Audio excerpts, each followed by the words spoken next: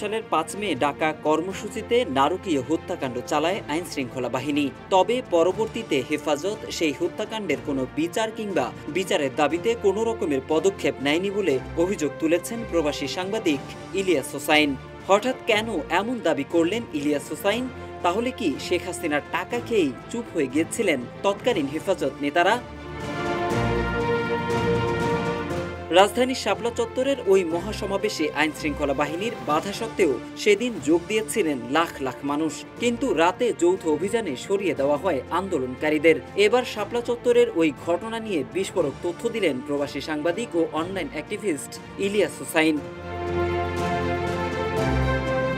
তিনি তার ভেরিফাইড ফেসবুকে ৫ মের ঘটনাকে কেন্দ্র করে একটি পোস্ট করেন। সেই পোস্টে তিনি অনেকটা আক্ষেপের সুরে ৫ মেকে নিয়ে কেন কোনো স্পেশাল ভিডিও করেননি তার ব্যাখ্যা দিয়েছেন।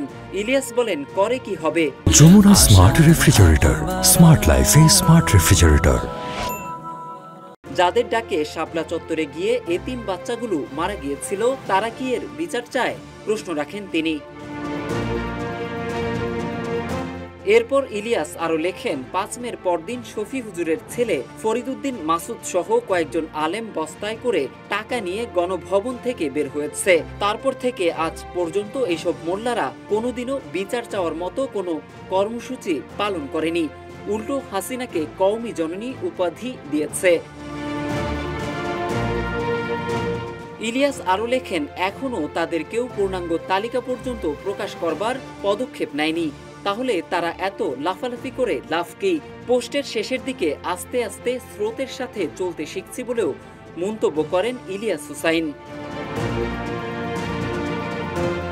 এদিকে ২০১৩ সালের ৫ মে আইনশৃঙ্খলা বাহিনীর অভিযানে নিহতদের একটি প্রাথমিক তালিকা প্রকাশ করেছে হেফাজত।